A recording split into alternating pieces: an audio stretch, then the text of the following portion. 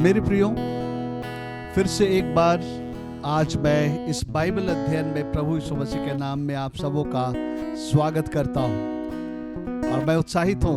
आज परमेश्वर बहुत ही विशेष बातों को हम पर प्रकट करने वाला है, लेकिन हमें हमारे मन को एकाग्र करना है, प्रभु के साथ ट्यून कर लेना है ताकि हम परमेश्वर की बातों को आज बहुत अच्छी तरह से सुन सके और उसे अपनी आत्मा में हम लोग ग्रहण कर सकें।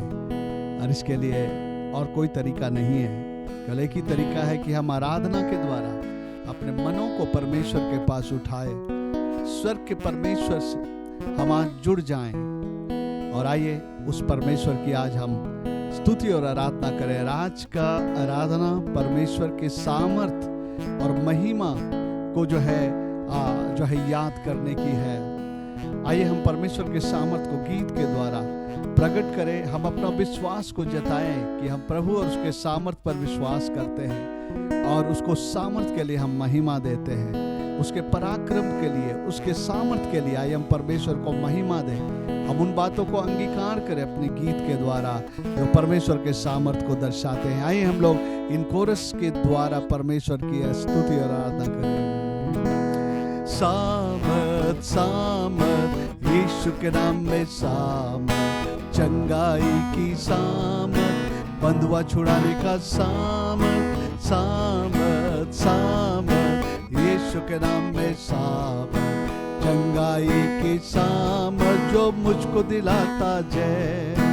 Power power in the name of Jesus, power to heal the sick, to set the captives free। सामर्थ सामर्थ यीशु के नाम में सामर्थ, चंगाई की सामर्थ जो मुझको दिलाता जय। बोलो जय जय, कुदरत भी है यीशु के लहू में। बोलो जय जय, कुदरत भी यीशु के लहू में है। अबे यीशु के लहू में सामर्थ है, यीशु के लहू में कुदरत है। बोलो जय जय, कुदरत भी है यीशु के लहू में। बोलो जय जय, कुदरत भी है यीशु के लहू में। It's power, power, wonder-working power in the blood of the Lamb. It's power, power, wonder-working power in the precious blood of the Lamb. बोलो जय जय, कुदरत भी है यीशु के लहू में। बोलो जय जय, कुदरत भी है यीशु के लहू में जय। आमीन। यीशु के लहू में जय है, यीशु के नाम में जय है, यीशु के नाम में सामर्थ है। एक दिन हर एक घुटना टिकेगा, हर एक जीव अंगीकार करेगा यीशु ही प्रभु है। आइए उस प्रभु की हम आराधना करें। Thank you Lord Jesus, we worship you Lord. तेरी महिमा करते हैं, तुझको दंडवत करते हैं, तेरी जय जयकार करते हैं। प्रभु है, प्रभु है। आइए हम एक्नॉलेज करें, हमारा प्रभु जीवित है, हमारा प्रभु मरा हुआ नहीं है, लेकिन वो जीवित और सामर्थी है। प्रभु है, प्रभु है। मुर्दों में से जी उठा वो प्रभु है। हर एक घुटना टिकेंगे, हर एक जुबा मानेंगे।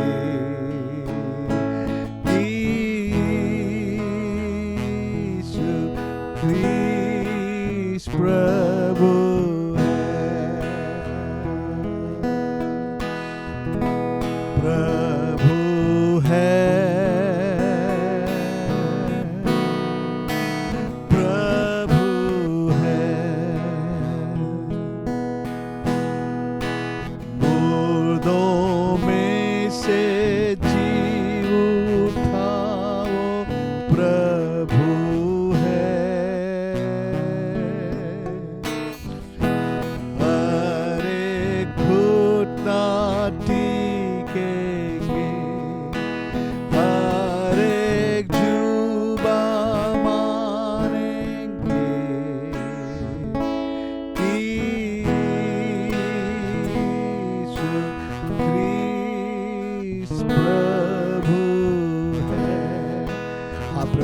बात को अंगीकार करते हैं कि आप मुर्दों में से उठे हुए प्रभु हैं।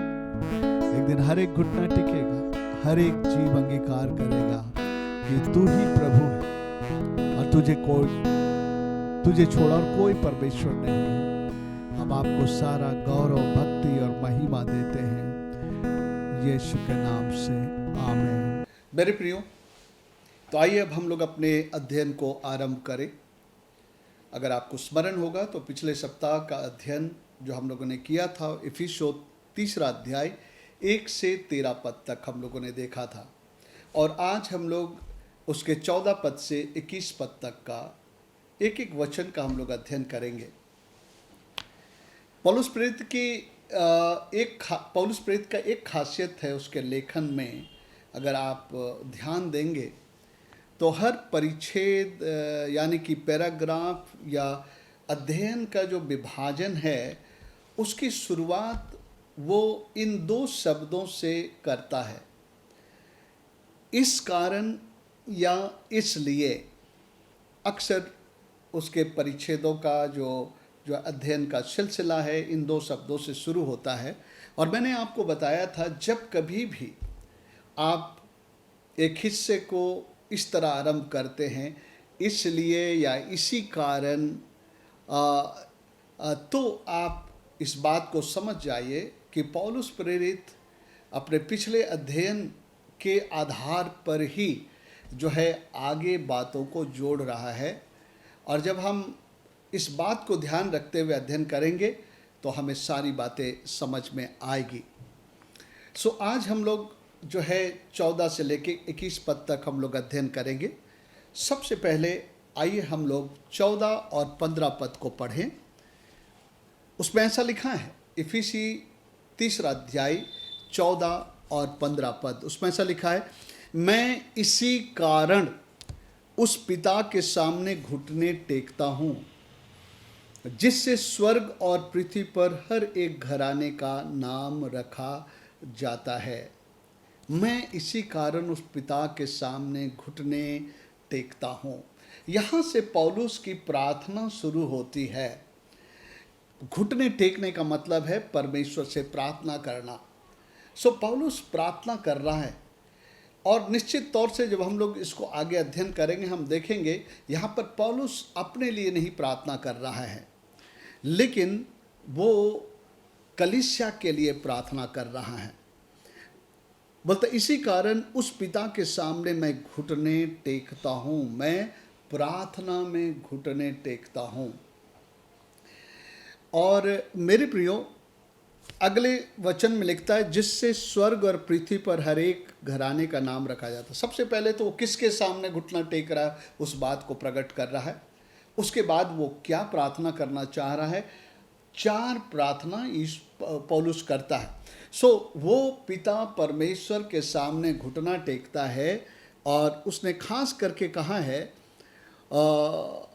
जिससे स्वर्ग और पृथ्वी पर हर एक घराने का नाम रखा जाता है। मेरे प्रियो, मैं आपको इस बात को स्पष्ट करना चाहता हूँ कि उसका ये वचन जो है एक आम दुनिया के जनता के लिए नहीं है कि वो सारे घराने का नाम उसके नाम पर रखा जाता है, लेकिन वो इस बात को बतला रहा है कि प्रभु के घराने, वो उस घराने का पिता है जिस घराने के उन लोगों के लिए है जो लोग उस घराने के संतान बन गए हैं। और हम लोग जानते हैं कि हम लोग परमेश्वर का संतान कैसे बनते हैं।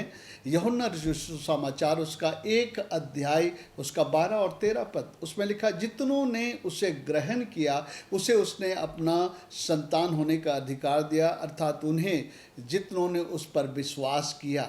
ये ना तो शरीर की इच्छा से, ना मांस की इच्छा से, ना लहू की इच्छा से, लेकिन लिखा है ये परमेश्वर की इच्छा से जन्मे हैं। और जो है एक जो है घराने का जो जन्म होता है उसका जो मुख्य व्यक्ति होता है पिता है, और उस पिता के जरिए संतानों की उत्पत्ति होती है और वो लोग उस पिता के घराने के लोग हो जाते हैं। तो यहाँ पर लिखा है इसी कारण उस पिता के सामने घुटने टेकता हूँ जिससे स्वर्ग और पृथ्वी के हर एक घराने का नाम रखा गया। मेरे प्रियो, इस वक्त दो घराना परमेश्वर का है। एक तो है जो ऑलरेडी स्वर्ग में चले गए, इस पृथ्वी पर जीवन जिए, परमेश्वर का संतान और घराने के लोग होकर के, लेकिन उन्होंने अपना समय पूरा करके इस वक्त वो स्वर्ग में है। किसी किसी परिवार के आधे लोग स्वर्ग में चले गए जिन्होंने प्रभु को ग्रहण किया था, और उसके बाकी बच्चे लोग, कुछ लोग पृथ्वी पर हैं। सो इस पृथ्वी पर भी परमेश्वर का घराना है और स्वर्ग पर भी परमेश्वर का घराना है। सो ये परमेश्वर के घराने के लोग, एक पिता के द्वारा जो संतान बने हैं, उन लोगों का नाम यहाँ पर आता। पूरे संसार के लोग नहीं, क्योंकि पूरे संसार के लोग अभी तक पिता परमेश्वर को अपना पिता नहीं बनाए हैं, यीशु को अपना प्रभु नहीं बनाए हैं। सो ये खास करके जो है 15 पद जो है वो उन लोगों के विषय में कह रहा है जो मसीह के लोग हैं, मसीह के द्वारा विश्वास करने के द्वारा वो परमेश्वर के पुत्र और पुत्रियां बन गए हैं। कहता है कि उसी पिता के सामने पौलुस घुटने टेकता है और एक बहुत ही गहरा प्रार्थना वो परमेश्वर से करता है। और जो प्रार्थना उन्होंने की है, मैं उसके सबसे पहले अंश को आपको पढ़ना चाहता हूँ। पहली प्रार्थना क्या थी? ओके, सो 16 पद में लिखा है वो प्रार्थना, पहला प्रार्थना, कि वह अपनी महिमा के धन के अनुसार तुम्हें यह दान दे कि तुम उसके आत्मा से अपने भीतरी मनुष्यत्व में सामर्थ पाकर बलवंत होते जाओ। जी हाँ, पौलुस का ये पहला प्रार्थना है कि परमेश्वर अपने महिमा के धन के अनुसार तुम्हें वह दान दे कि तुम उसके आत्मा के द्वारा अपने भीतरी मनुष्यत्व में सामर्थ पाकर बलवंत होते जाओ। मेरे प्रियो, पौलुस प्रार्थना कर रहा है कि विश्वासी लोग, परमेश्वर के घराने के लोग जिस वक्त पृथ्वी में है, परमेश्वर के आत्मा के द्वारा सामर्थ पाकर अपने भीतरी मनुष्यत्व में वो बलवंत बन जाए। मेरे प्रियो, इसके पहले कि मैं इस वचन को आपके लिए खोलूं, जो उसकी प्रार्थना है कि उसके भीतरी मनुष्यत्व में वो सामर्थ पाकर बलवंत बनते जाएं। मेरे प्रियो, हमारा एक बाहरी मनुष्यत्व है जिसको हम देखते हैं, भालते हैं, समझते हैं, लेकिन हमारा एक भीतरी मनुष्यत्व भी है। और ये भीतरी मनुष्यत्व जो है मनुष्य का आत्मा है जिसमें परमेश्वर निवास करता है। और पौलुस प्रार्थना कर रहा है कि वो भीतरी मनुष्यत्व में सामर्थ पाकर बलवंत बन जाए। मेरे प्रियो, ये प्रार्थना पौलुस क्यों कर रहा है?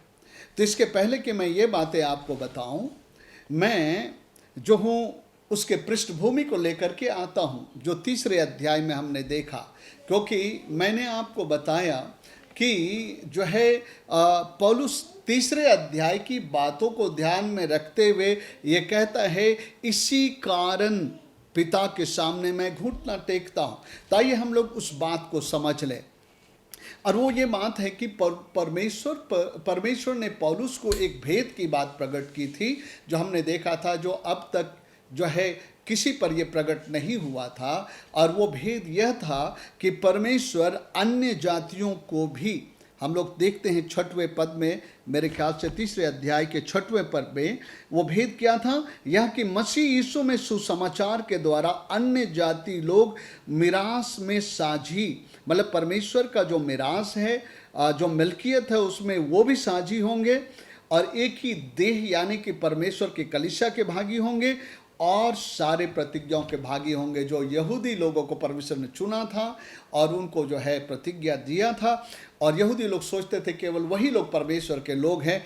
लेकिन पिछले सप्ताह हम लोगों ने देखा था कि परमेश्वर ने इस बात को प्रकट किया पौलुस के पास कि अन्य जाति लोग भी यीशु मसीह के सुसमाचार के द्वारा उसी मिरास के भागी होंगे, उसी एक देह जिसको कलीसिया कहा गया उसके भागी होंगे और सारे प्रतिज्ञाओं के भी भागी होंगे।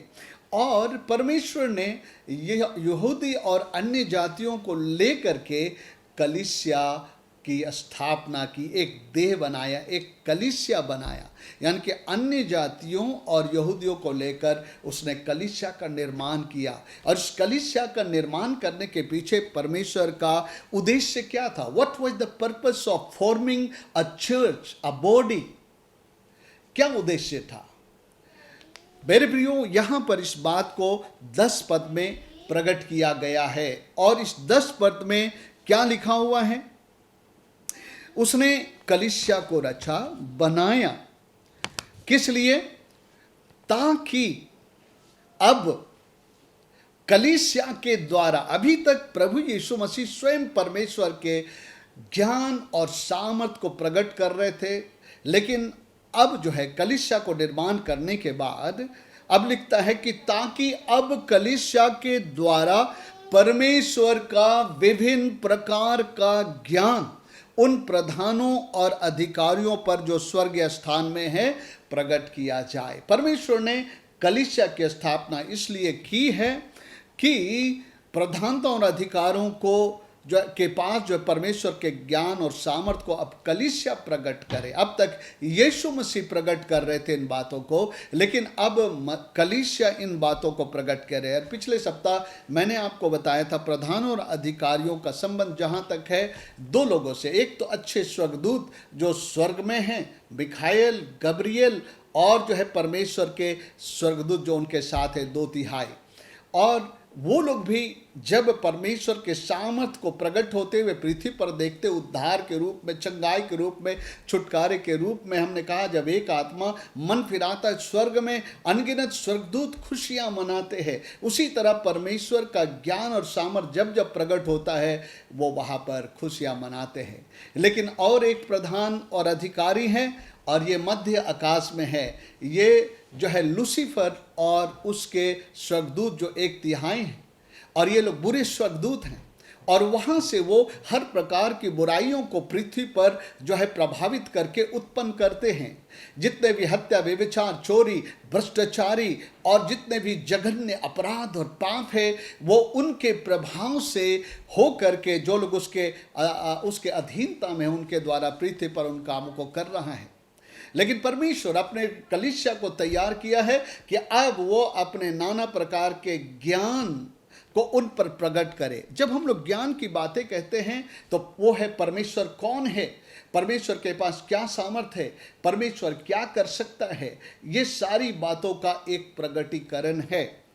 और जब हम लोग पढ़ते हैं पहला कुरिन्थियों 2:1 और 5 पद में, जब इस ज्ञान की बात हो रही है तो ये ज्ञान केवल एक प्रकार का जो है किसी प्रकार के इंफॉर्मेशन परमेश्वर के बारे में केवल देना नहीं है, लेकिन परमेश्वर जो हैं और जो उसकी सामर्थ है, जो उसने कलीसिया में इन्वेस्ट किया है, अब उस सामर्थ का प्रकटीकरण करे ऐसा प्रचार के द्वारा, ताकि पापी जो शैतान के चंगुल में है वो मन फिरा के प्रभु के पास आए।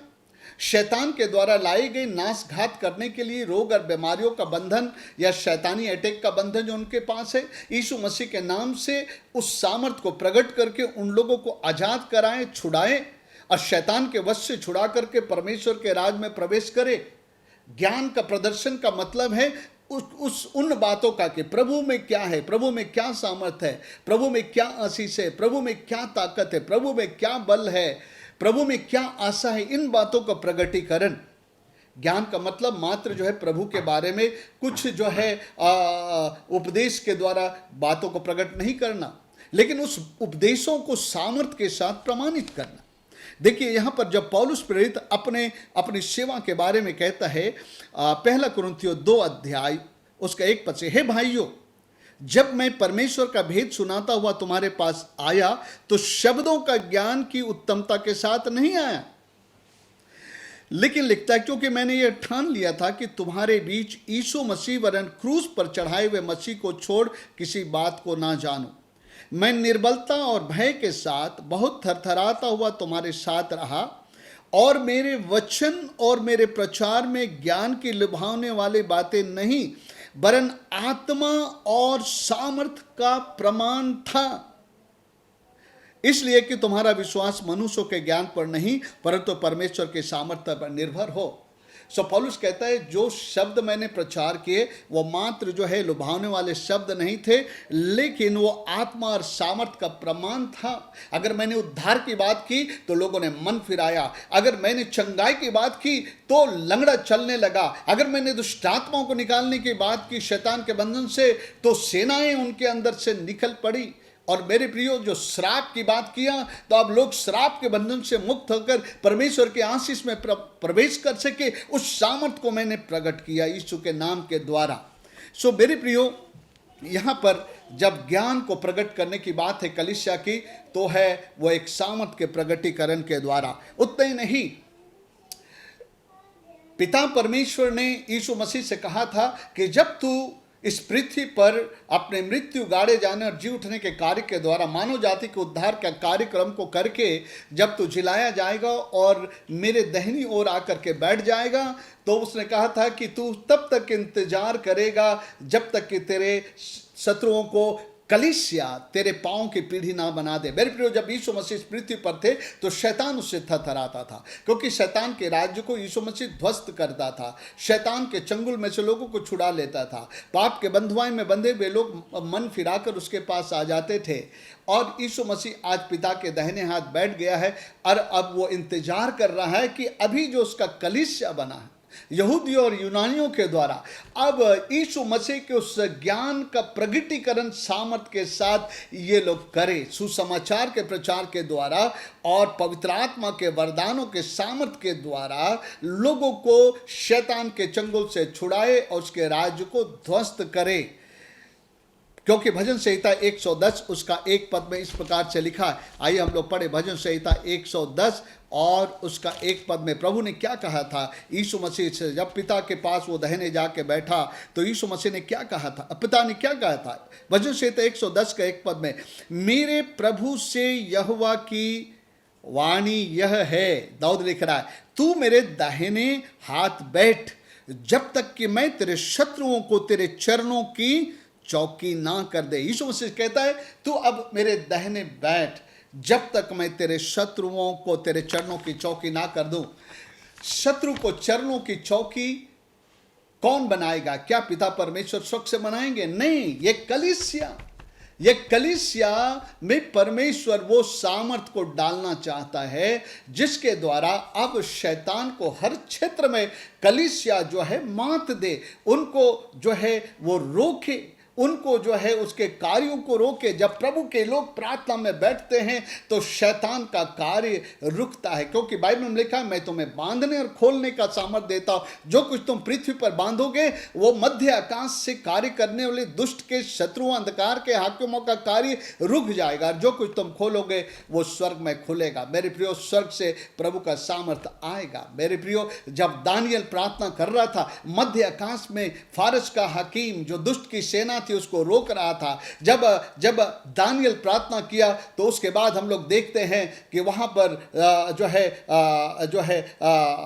मिखाइल आया और स्वर्गदूत के लिए रास्ता किया और वो दानियल के लिए संदेश को लेकर के आया। सो मेरे प्रियो, अब कलीसिया के द्वारा परमेश्वर नाना प्रकार के ज्ञान को प्रकट करना चाहता है और शैतान के राज्य को वो जो है पांव के तले करना चाहता है प्रभु यीशु मसीह के, और ये है उसका एजेंट है कलीसिया। मेरे प्रियो, कलीसिया केवल चर्च में आने जाने के लिए नहीं है कि हम लोग जो है मात्र कलीसिया का खेल खेल रहे हैं, एक जो है एक एक्ट प्ले कर रहे हैं जैसा कि हम कर्त में आ रहे हैं। नहीं, परमेश्वर अपने कलीसिया से अपेक्षा कर रहा है कि वो लोग जो है यीशु के पांव की पीढ़ी बना दे उसके शत्रु को, यानी शैतान को। मेरे प्रियो, अब आपको समझ में आएगा पौलुस क्यों प्रार्थना कर रहा है।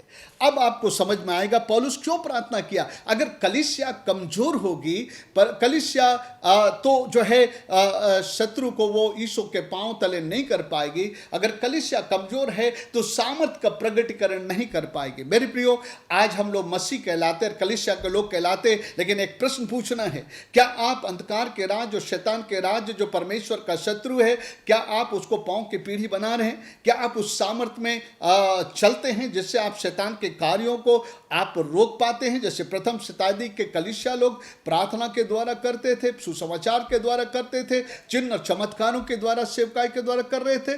क्या आप कर रहे हैं? अगर नहीं कर रहे हैं तो उसका मतलब है जो कलीसिया इस प्रकार की सेवा में नहीं है, उसका मतलब है आप कमजोर और निर्बल हैं, आप में वो सामर्थ्य नहीं है। इसलिए पौलुस प्रेरित कहता है कि अब मैं उस पिता के सामने घुटने टेकता हूं कि आइए हम लोग पढ़ते हैं अभी जो है उसके 16 पद को। इसीलिए, किस लिए?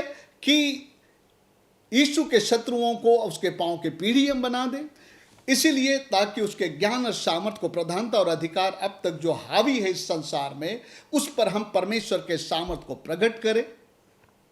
इसके लिए कलीसिया को मजबूत होना है। इसलिए पौलुस प्रेरित प्रार्थना कर रहा है। यह प्रार्थना स्वयं पौलुस कर रहा है। हर पास्टर को अपने कलीसिया के लोगों के लिए प्रार्थना करना है और हर विश्वासी को भी प्रार्थना करना है, क्योंकि आपको कलीसिया में परमेश्वर ने इसलिए रखा है ताकि अंधकार के राज्य को आप तहस नहस करें। आइए उस वचन को पढ़ते हैं।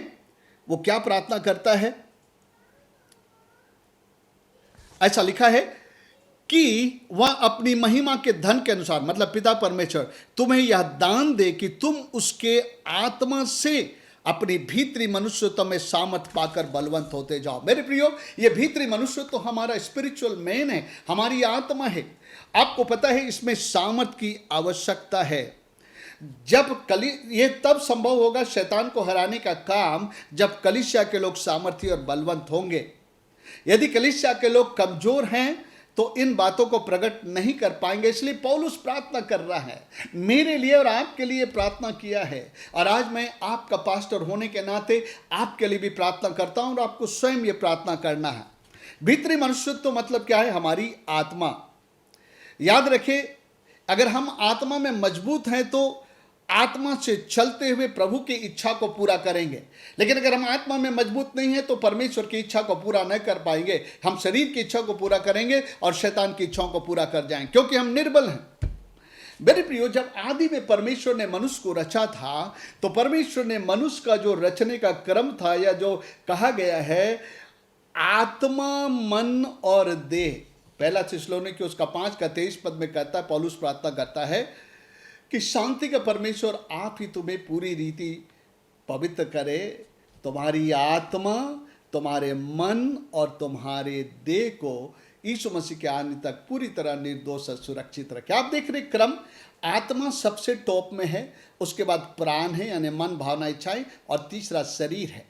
इसका मतलब जब परमेश्वर ने मनुष्य को रचा था तो आत्मा बलवंत था और वो मन और शरीर को चलाता था, परमेश्वर की इच्छा के मुताबिक परमेश्वर की मर्जी को पूरा करता था। लेकिन जब पाप आई, पतन आया, तो ये उल्टा हो गया। आत्मा निर्बल होकर नीचे आ गई और मन और शरीर जो है अब आत्मा को चलाता है। आत्मा में मनुष्य इतना कमजोर है कि वो मन और शरीर की मनसाओं को पूरी करता। अगर आपको याद होगा तो आप इफिसियों 2:1-2 पद में पढ़े थे कि उसने तुम्हें भी जिलाया जो अपने पाप अपराधों में मरे थे, जिसमें हम पहले संसार की रीति पर अंधकार के हाकिम के अनुसार और जो है इन शरीर के लालसाओं और अभिलाषाओं के अनुसार दिन बिताते थे। उसका मतलब आपका आत्मा इतना कमजोर था, जो पहले ऊपर था, जो शरीर और मन को चलाता था, अब ये शरीर और मन आत्मा को चलाने लगे हैं। आत्मा कमजोर और निर्बल है। ऐसी दशा में वो प्रभु की इच्छा नहीं पूरी कर सकता है। ऐसी दशा में जो है वो प्रभु के मार्गों में नहीं चल सकता है, क्योंकि रोमी 8:1 और 2 पद में क्या लिखा है? अब जो मसीह यीशु में है उस पर दंड की आज्ञा नहीं, क्योंकि उस शरीर के अनुसार नहीं लेकिन आत्मा के अनुसार चलते हैं। यार याद रखिए, जो आत्मा के अनुसार चलते वही परमेश्वर के संतान है। ओके, आत्मा के अनुसार रोमी 8:12-14 पढ़ेंगे तो आपको मिलेगा। जो आत्मा के अनुसार चलाए चलते हैं वही परमेश्वर के संतान है। सो आत्मा अगर कमजोर है तो वो शरीर और मन के दबाव में परमेश्वर के बिना इच्छा पूरी करते हुए, कमजोर में परमेश्वर के सामर्थ्य के ज्ञान को बिना प्रकट करते हुए जिएंगे। इसलिए हमारे आत्मा को बलवंत होने की आवश्यकता है। पतन के बाद आत्मा कमजोर हो गया मनुष्य का, शरीर और मन बलवंत हो गया और वो आत्मा पर जो है दबाव दे करके उसे परमेश्वर से दूर, परमेश्वर की इच्छाओं के खिलाफ में कमजोर और निर्बल बना दिए हैं। लेकिन पौलुस प्रेरित प्रार्थना कर रहा है कि प्रभु इनके भीतरी मनुष्यत्व में इनको बल दे करके, सामर्थ दे के इनको बलवंत बनाइए, ताकि उस बल के द्वारा ये परमेश्वर के नाना किस्म के ज्ञान और सामर्थ को वो प्रकट करने पाएं। इसलिए ये प्रार्थना बहुत ही महत्वपूर्ण है। इसलिए आप भी प्रार्थना करें, मैं भी प्रार्थना करूंगा आपके लिए, और पौलुस की प्रार्थना तो जारी है हमारे लिए पवित्र आत्मा के जरिए। ओके, आत्मा मजबूत नहीं होने पर शैतान की हर परीक्षा का सामना हम लोग नहीं कर पाते। इसलिए कई बार विश्वासी लोग कमजोर हैं, इसलिए शैतान के परीक्षाओं का विरोध नहीं कर पाते हैं, वो उसका इनकार नहीं कर पाते। लूका रचित सुसमाचार उसका 23:9 में लिखा है, यदि कोई मेरे पीछे आना चाहे तो वो अपने आप का इनकार करे, अपना क्रूस उठाकर मेरे पीछे चले। लेकिन कई बार लोग शैतान के परीक्षाओं का इनकार नहीं कर पाते। कारण क्या है? आप अपने भीतरी मनुष्यत्व में कमजोर हैं। एक वचन नीति वचन में लिखा है, नीति वचन 18:14 में, रोग के समय मनुष्य अपनी आत्मा से संभलता है, और यदि आत्मा हार जाए तो उसके लिए और क्या हो सकता है। रोग के समय मनुष्य अपनी आत्मा से संभलता, अगर उसका आत्मा मजबूत है ना, तो मेरे प्रियो वो रोग के समय भी वो स्थिर खड़ा रहता है, चंगाई को पाता है। हमारी आत्मा कैसे बलवंत स्थिर होती है? जब परमेश्वर के वचन को हम लगातार खाते हैं, जब हम प्रार्थना में समय गुजारते हैं, परमेश्वर की उपस्थिति में आराधना में रहते हैं। ना केवल प्रार्थना करते हैं कि प्रभु मुझे बलवंत करें, लेकिन अपने आप को अंदर को बलवंत करने के लिए हम परमेश्वर के वचन का भोजन खिलाते हैं। हम प्रार्थना में जीवन गुजारते, उपवास में जीवन गुजारते, परमेश्वर की आराधना करते हैं, और परमेश्वर के अभिषेक से जो है हम अभिषिक्त हो जाते और बलवंत हो जाते हैं। और जब हम उस बलवंत जीवन को जीते हैं तो मेरे प्रियो, हम लोग जो है परमेश्वर के सामर्थ को प्रकट करते जाते हैं। हम चाहे जो करते, प्रार्थना करते, काउंसलिंग करते, वचन सुनाते हैं और मध्यस्थता करते हैं, हर जगह परमेश्वर की सामर्थ हमारे द्वारा प्रकट होती है। परमेश्वर कौन है, परमेश्वर के पास क्या सामर्थ है, परमेश्वर क्या कर सकता है, ये सारी चीजें उसके द्वारा प्रकट होती है। तो कलीसिया के लिए पौलुस की प्रार्थना है। मेरे प्रिय, हमें आज याद करना होगा, परमेश्वर की कलीसिया का उद्देश्य है कि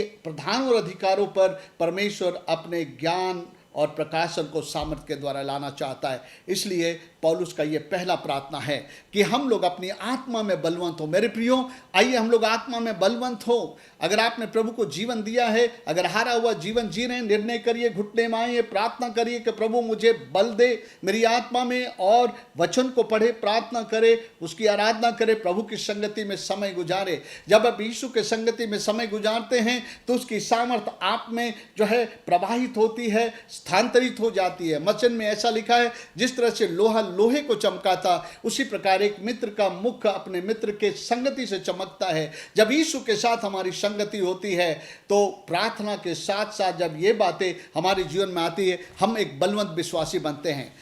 पौलुस का दूसरा प्रार्थना हम लोग पढ़ते हैं 17 पद में, और विश्वास के द्वारा मसीह तुम्हारे हृदय में बसे।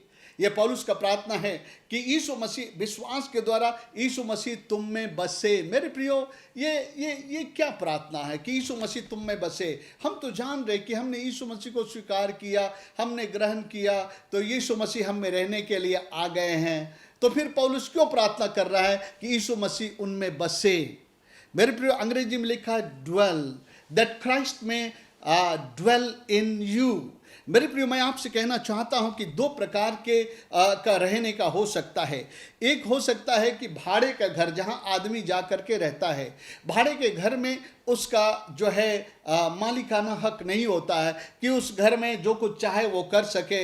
ये तोड़ फोड़ करके, ये दीवार तोड़ के दूसरा बनाए, वो किचन तोड़ के वो बनाए, और या तो कुछ उसमें किसी प्रकार का काम। एक भाड़ेदार एक घर के अंदर में जो है कोई रेनोवेशन नहीं कर सकता अपनी मर्जी से, अपने मर्जी से जो चाहे नहीं कर कर सकता है। वो व्यक्ति वहाँ का निवासी जरूर है, वो उसमें रह रहा है, लेकिन वो मालिक नहीं है। जब पौलुस कह रहे हैं कि मसीह विश्वास के द्वारा तुम्हारे अंदर बसे, तो मतलब एक मालिक की तरह बसे, एक मालिक के रूप में बसे, ताकि वो जो कुछ चाहे उस घर में करे, जो बदलाहट करना चाहे, जो वो चाहे वो करे, और जो है उसको बदले और उसको चलाए। मालिक मैं नहीं, लेकिन मालिक यीशु मसीह हो। क्या यीशु मसीह इस तरह से हमारे और आपके जीवन में है? पौलुस का प्रार्थना है कि यीशु मसीह एक मालिक की तरह जो है बसे। मेरे प्रियो, एक मालिक की तरह, मालिक जिसका अधिकार है, जो जो चलाता है, जो बोलता है उस घर के अंदर में वही होता है। क्या यीशु मसीह एक मालिक की तरह आपके अंदर में बसे हैं, या तो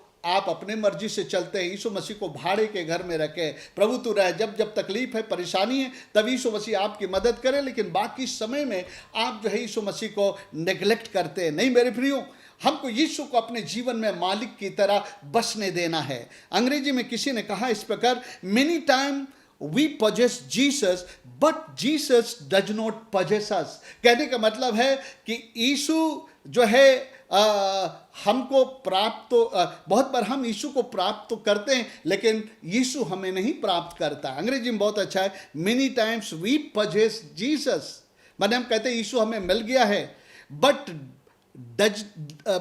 Christ does not possess him. उसका मतलब है कि मसीह उनको नहीं पाया है। मेरे प्रियो, कई बार एक कहावत यह भी है, कई लोग मिस्र से बाहर तो आए, लेकिन मिस्र उनसे बाहर नहीं आया। इसलिए पौलुस का प्रार्थना है कि मसीह तुम में बसे, एक मालिक, एक अधिकारी की तरह, और जो सब कुछ करे, सब बदलाहटों को लाए। आमीन। तीसरी प्रार्थना जो पौलुस का था वो है इसी 17 पद में पाया जाता है कि तुम प्रेम में जड़ पकड़कर और नींव डालकर सब पवित्र लोगों के साथ भली भांति समझने की शक्ति पाओ कि उसकी चौड़ाई, उसकी लंबाई, ऊंचाई और गहराई क्या है।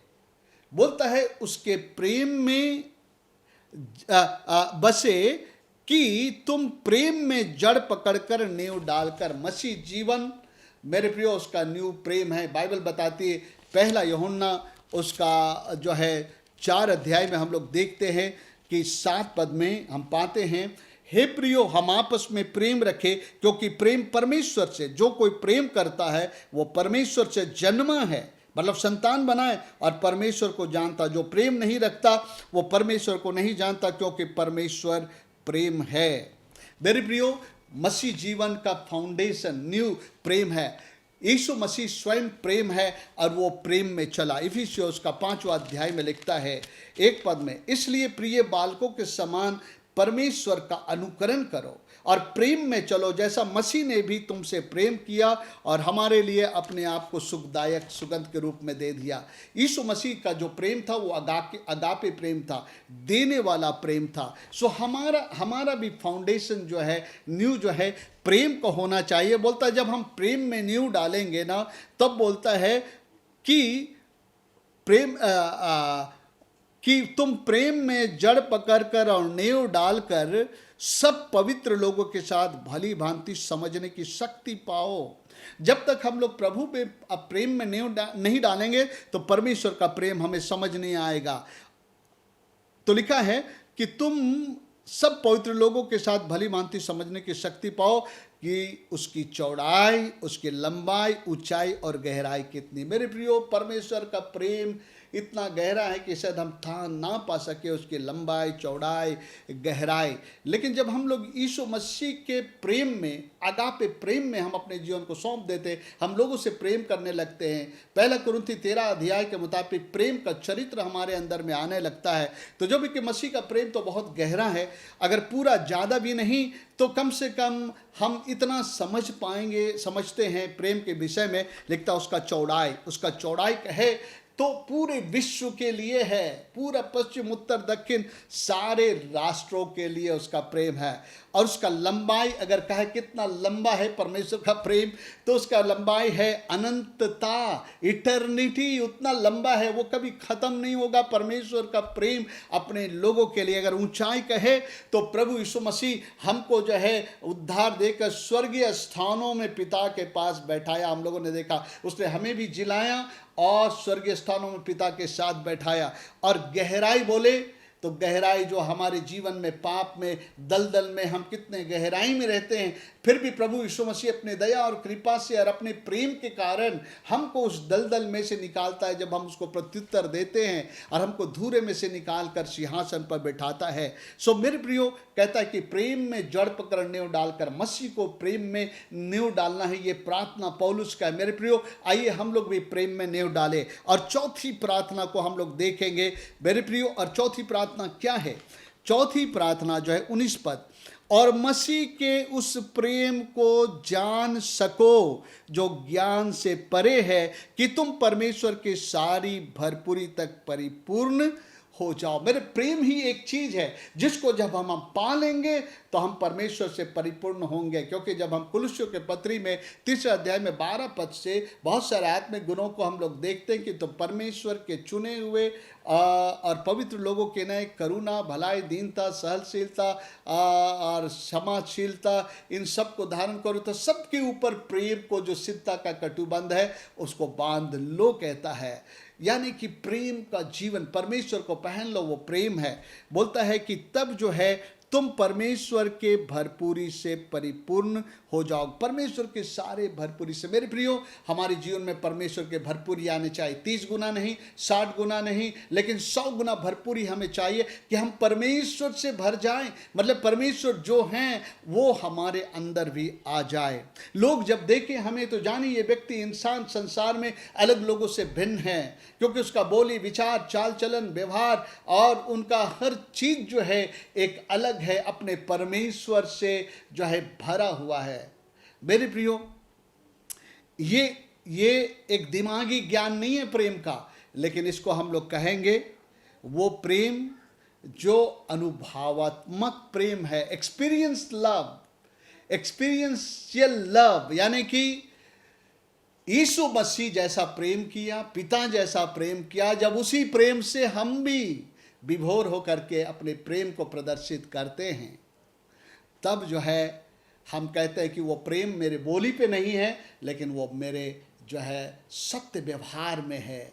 मैं दिल के अंदर मुंह से प्रेम कर रहा हूँ ऐसा बात नहीं है, लेकिन दिल से प्रेम कर रहा हूँ। सो मेरे प्रियो, कई बार हम मुंह से प्रेम करते हैं लेकिन दिल के अंदर प्रेम नहीं होता है। लेकिन एक्सपीरियंस लव क्या है? जो प्रेम मेरे प्रभु में है, यीशु में है, वही प्रेम से मैं भी भर जाऊं, ताकि परमेश्वर के प्रेम से भर करके परमेश्वर के परिपूर्णता में आ जाऊं। जब हम लोग परमेश्वर के प्रेम से भरते हैं ना मेरे प्रियो, परमेश्वर के अनुग्रह से भर जाते हैं। और जब अनुग्रह से भर जाते हैं तो हम परमेश्वर से भर जाते हैं। क्योंकि यूहन्ना 1 अध्याय में हम लोग पढ़ते हैं, यीशु मसीह के बारे में लिखा है 16 पद में ऐसा लिखा है, क्योंकि उसकी परिपूर्णता में, यीशु मसीह की परिपूर्णता में हम सब ने प्राप्त किया, अर्थात अनुग्रह पर अनुग्रह। जब यीशु मसीह से हम प्रेम करने लग जाते हैं, यीशु मसीह के प्रेम में चलने लग जाते हैं, तो यीशु मसीह की परिपूर्णता जो अनुग्रह के रूप में है वो हम पर भी आती है और हम परमेश्वर से परिपूर्ण होने लगते हैं। मेरे प्रियो, दिन प्रतिदिन हम परिपूर्ण होने लगते हैं। परमेश्वर की जो बातें नहीं हैं वो हमसे दूर होने लगता है और परमेश्वर की बातें हम में आने लगता है और हम परमेश्वर से परिपूर्ण हो जाते हैं। ये चौथी प्रार्थना था। पहली प्रार्थना कि भीतरी मनुष्यत्व में सामर्थ पाकर बलवंत हो जाएं, ताकि जो है प्रधानता और अधिकारों को परमेश्वर का सामर्थ प्रकट करे। दूसरी प्रार्थना जो है उसका जो है विश्वास के द्वारा मसीह एक मालिक के रूप में हमारे अंदर रहे। तीसरी प्रार्थना प्रेम में जड़ और नींव डाल करके पवित्र लोगों के साथ परमेश्वर के उस प्रेम के लंबाई, चौड़ाई, गहराई, ऊंचाई को समझ पाएं। और चौथी प्रार्थना कि एक्सपीरियंस लव, मसीह का जो प्रेम है उसी प्रेम को हम जाने, मतलब उसी प्रेम में हम जिए। वो मसीह का जो प्रेम हमने जाना है उसको हम प्रैक्टिस करें और तब जो है परमेश्वर के परिपूर्णता में हम भर जाएंगे मेरे प्रियो। और मेरे प्रियो, एक 20 पद में उस वचन को पढ़ करके मैं अंत करता हूँ। जिसके अंदर में ये इच्छा है कि मैं भीतर से बलवंत बनूं, मैं जो हूँ मसीह को मालिक बनाऊं अपने जीवन में और मैं प्रेम में जड़ पकड़ूं और परमेश्वर के उस बातों को समझ पाऊं और मसीह के प्रेम को मैं व्यवहारिक तौर से और एक्सपीरियंस के तौर पे मैं जीऊं, जिसकी ये इच्छा है मेरे प्रियो। जब आप प्रार्थना करेंगे तो 20 पद कहता है, अब जो ऐसा सामर्थ्य है कि हमारी विनती और समझ से कहीं अधिक काम कर सकता है, उस सामर्थ्य के अनुसार जो हम में कार्य करता है। सो मेरे प्रियो, जो लोग इच्छुक हैं और प्रार्थना कर रहे हैं, वो सामर्थ्य जो कार्य कर रहा है उसके द्वारा हमारे अंदर में इन चारों प्रार्थनाओं को जो है उत्तर के रूप में ले आएगा और हम लोग जो है मसीह को महिमा दे पाएंगे। और मेरे प्रियो 21 पद में लिखता है, कलीसिया में और मसीह यीशु में उसकी महिमा पीढ़ी से पीढ़ी तक युगानुयुग होती रहे। कब होगा ये महिमा? जब हम ये चार बातों से भर जाए मेरे प्रियो। सो मैं आपको उत्साहित करता हूं मेरे प्रियो, आइए पौलुस की इस प्रार्थना को स्वयं भी प्रार्थना करें, रोज प्रार्थना करें। पौलुस ने एक और प्रार्थना किया था पहले अध्याय में 17 पद में कि प्रभु तू इनके मन की आंखों को ज्योतिर्मय कर, ताकि ये लोग देख सके कि तेरे बुलाने की आशा क्या है। सो ये अच्छी प्रार्थना है। हम बहुत सारी प्रार्थनाएं करते हैं, लेकिन आइए हम इन प्रार्थनाओं को करें और अपने जीवन में परमेश्वर को अच्छी रीति से जाने और परमेश्वर का सामर्थ्य को हम लोग प्रकट करें। परमेश्वर ऐसी कलीसिया की परिकल्पना किया है। जब यहूदियों अन्य जातियों से कलीसिया बनाया, ऐसे ही शक्तिशाली सामर्थ कलीसिया को उसने चाहा। आइए कलीसिया हम लोग मिलजुल करके ऐसी कलीसिया बने, ताकि परमेश्वर के सामर्थ और ज्ञान को जो प्रधानता और अधिकारों में हम लोग प्रकट करें। परमेश्वर इस वचन पर आशीष दे। प्यारे पिता परमेश्वर, मैं प्रार्थना करता हूँ इस अध्ययन के मुताबिक आज ये चारों प्रार्थनाएं हमारे जीवन में उत्तर लेकर के आए और हमको एक सामर्थी कलीसिया बनाएं, जो प्रधानता और अधिकारों को परमेश्वर के नाना प्रकार के ज्ञान और सामर्थ को प्रकट करते हुए उसके चंगुल से सारे लोगों को छुड़ा कर तेरे राज्य में लाने पाए, लोगों को तेरा ज्ञान दिलाने पाए। मैं सभी लोगों को तेरे हाथ में सौंपता हूँ, यीशु के नाम में, आमेन।